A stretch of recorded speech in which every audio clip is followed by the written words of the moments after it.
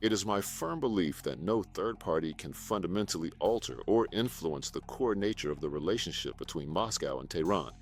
This relationship is deeply rooted in the comprehensive agreements that were formally established and agreed upon between the presidents of the Russian Federation and the Islamic Republic, even as they now move away from its core principles. And when they themselves, following those events, as I already mentioned, they completely cast aside all their own principles.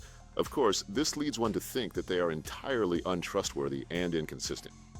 That is precisely how our American colleagues appear to the rest of the world when they choose to act in such a unilateral and self-serving way.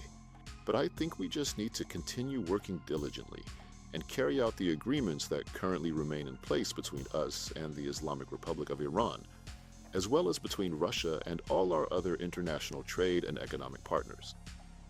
When such an immensely powerful and influential global superpower as the United States resorts to these kinds of highly unscrupulous and ethically questionable methods of blatantly unfair and lopsided competition, it only serves to demonstrate that the United States' competitive position is consistently and noticeably declining on the world stage. Good afternoon, Pavel Sukhanov, TASS Agency. Sergei Viktorovich, we would like to ask you the following question. Donald Trump has announced the introduction of 25% tariffs against all countries cooperating with Iran. How would you comment on these statements? And in your opinion, could they in any way affect the bilateral relations between Moscow and Tehran? It is my firm belief that no third party can fundamentally alter or influence the core nature of the relationship between Moscow and Tehran. This relationship is deeply rooted in the comprehensive agreements that were formally established and agreed upon between the presidents of the Russian Federation and the Islamic Republic. The relationship with Iran, it serves the mutually beneficial interests of both states and both peoples. This nature is embodied in an extensive and diverse range of practical, tangible projects, such as the significant construction of a nuclear power plant, Boucher. Implementation.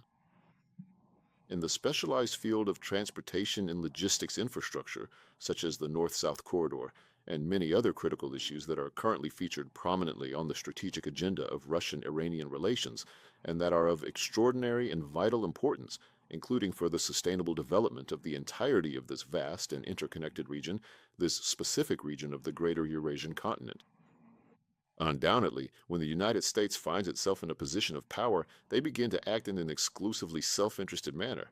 They start ignoring all the established international rules and norms that the Americans themselves once heavily promoted, choosing instead to advocate for a specific economic model they previously called globalization, even as they now move away from its core principles. And when they themselves, following those events, as I already mentioned, they completely cast aside all their own principles.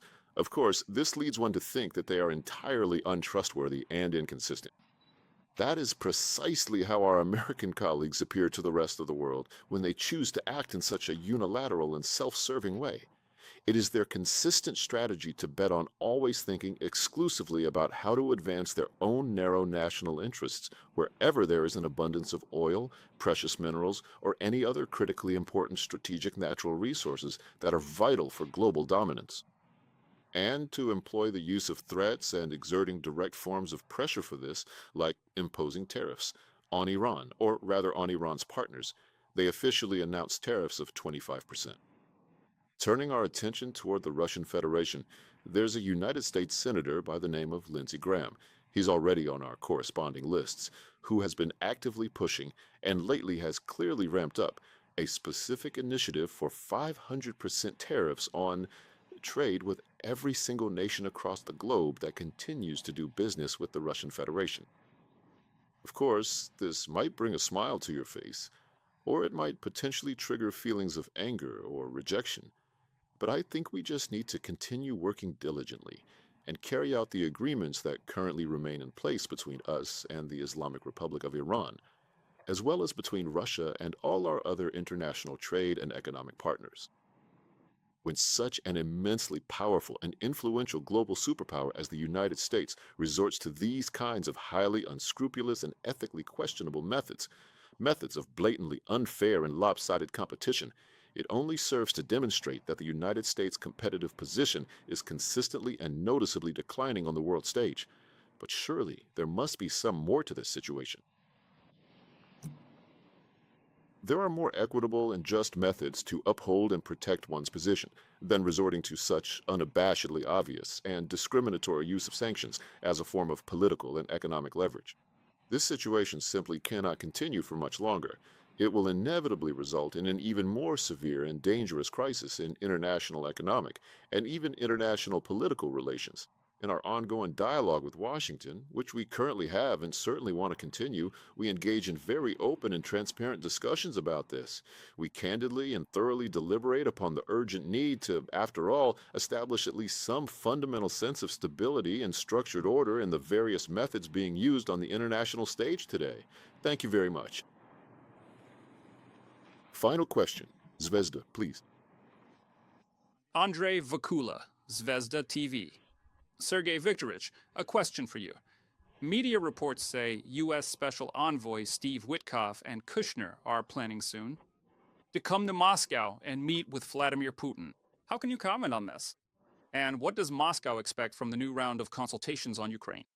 And are there any actual developments in the negotiations at all? Russian President Vladimir Putin has on numerous different occasions, including over the past couple of weeks at a variety of public forums and international events, reaffirmed our official position of openness to engaging in diplomatic negotiations regarding the situation in Ukraine. Are these negotiations actually taking place? Are they of a serious nature? And if the people who are interested in such negotiations are truly ready for them, if they actually have something to say, let me just note in parentheses why I'm emphasizing this so much. It's precisely the seriousness of initiatives. For example, once again, President Macron has publicly stated and reaffirmed that he will definitely initiate a direct conversation with Putin sometime during the course of the next few weeks. This isn't the first time he said this. To begin with this discussion, we are all responsible adults here, and particularly in instances when adults hold significant government positions, and even more so when they seek to engage in serious deliberations regarding issues of war and peace. Then probably you just need to propose the appropriate context.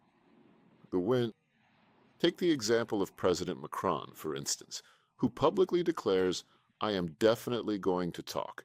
We will have to talk to Putin anyway, and in a few weeks I will propose something." But that's not serious. That's just playing to the public. It's, I don't even know, microphone diplomacy, megaphone diplomacy, which has never led to anything good. But President Putin, on the contrary, is always open to a serious conversation. And all the previous meetings with the former President Donald J. Trump Special Envoy, Mr. Witkoff, and lately Mr. Jared Kushner has joined him. All these meetings have been very serious, extremely concrete, and thoroughly aimed at getting to the fundamental root causes of the Ukrainian crisis and agreeing on specific ways to overcome those root causes.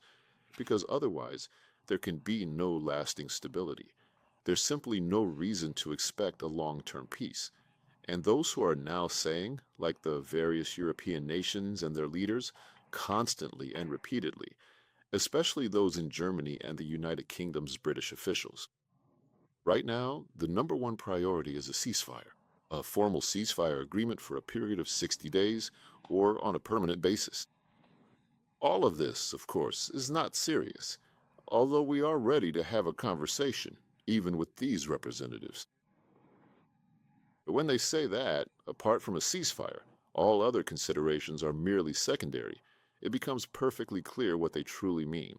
What they really mean is to once again negotiate for additional precious time to support the Kiev regime in order to preserve its very essence.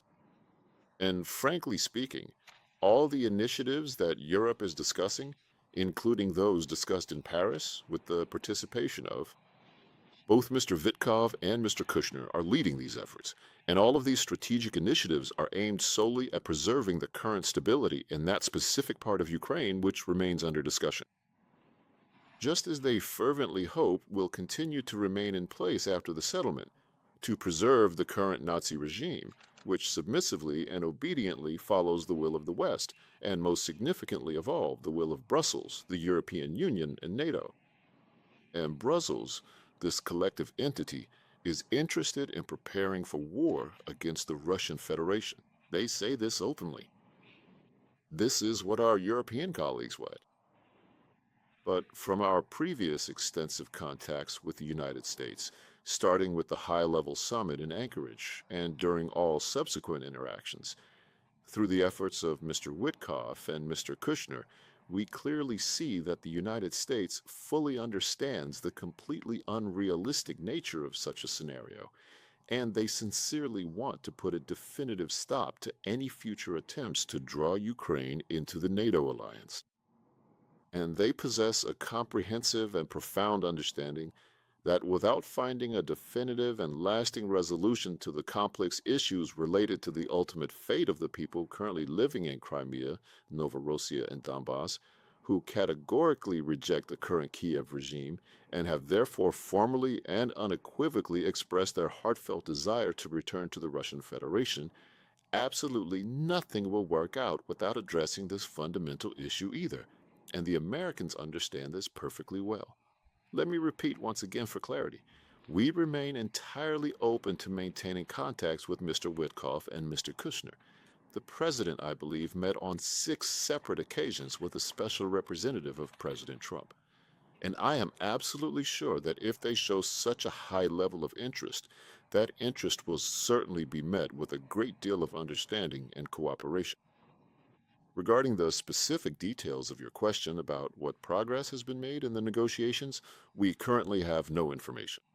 If we are talking about the negotiations I mentioned, they took place in Paris between the Coalition of the Willing, or whatever it's called, with Zelensky participating, and with invitations extended to Witkoff and Kushner. They released their final document, or rather a declaration of intent, I would say. The government of the United States of America formally declined to participate in the agreement, and we still do not have any verified or substantial concrete information about the specific events that actually took place there, or what truly stands behind this complex and highly debated declarative document. So if our American colleagues are interested in providing us with a detailed briefing regarding their impressions, of course, that would be something that would be of significant interest to our team, particularly when we take into account the current circumstances. Furthermore, what can be said regarding the relationship between us and the Americans? Our contacts with the Americans regarding Ukraine are based on a solid foundation. In the state of Alaska, a mutual understanding and consensus was successfully reached that was deeply shared and acknowledged by both the American representatives and the Russian delegations. Dear colleagues, this concludes the press conference. Thank you for participating.